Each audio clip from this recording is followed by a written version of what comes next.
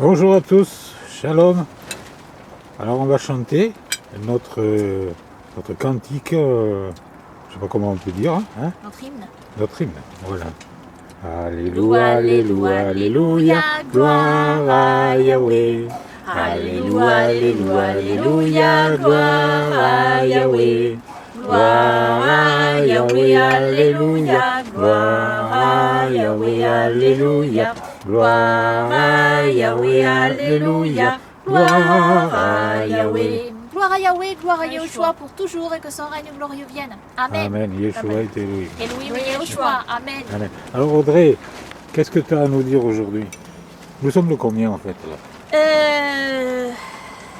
Je sais pas, en fait, enfin non, non, je sais pas en fait, je regarde.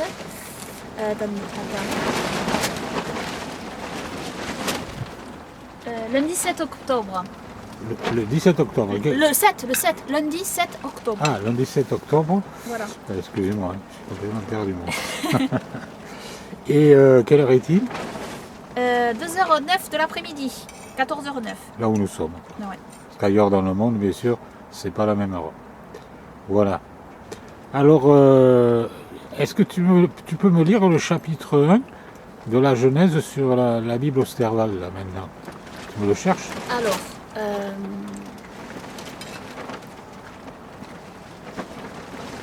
on va lire.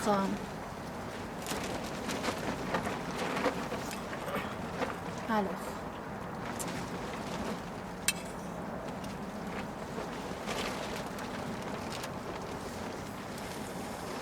Hop là.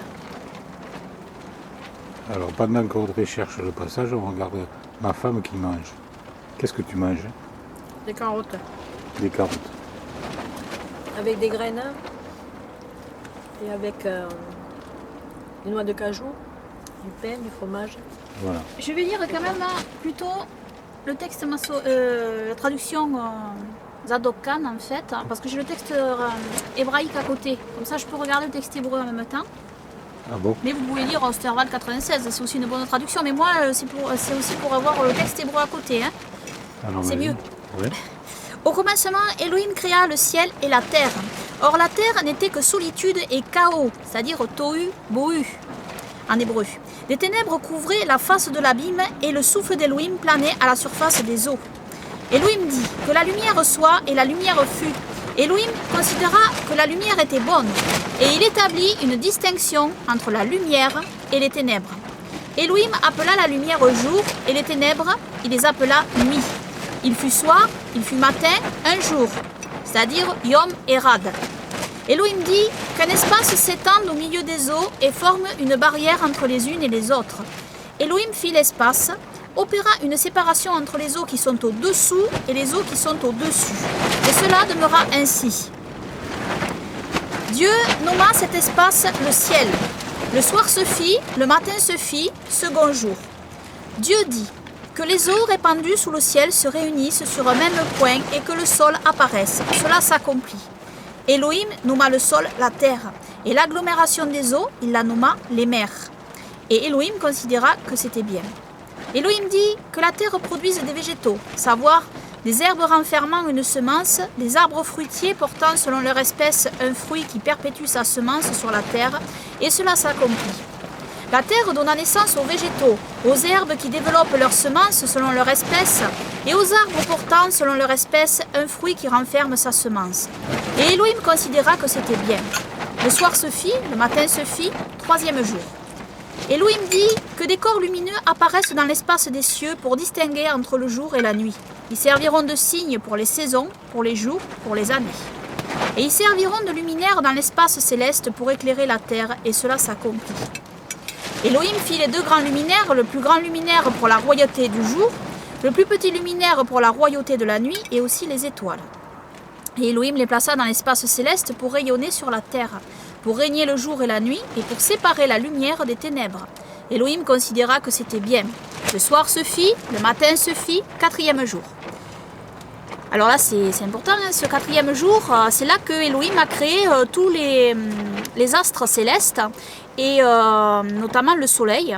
Et c'est le soleil qui détermine le début de l'année, en lien avec le quatrième jour, donc en lien avec le mercredi. Et c'est pour ça que le début de l'année commence toujours le mercredi, le 4e jour, donc juste après l'équinoxe. Ou sur l'équinoxe, ou juste en suivant l'équinoxe. Elohim dit que les eaux fourmillent d'une multitude animée vivante et que des oiseaux volent au-dessus de la terre à travers l'espace des cieux. Elohim créa les cétacés énormes et tous les êtres animés qui se meuvent dans les eaux, où ils pullulèrent selon leur espèce, puis tout ce qui vole au moyen d'elles selon son espèce, et Elohim considéra que c'était bien.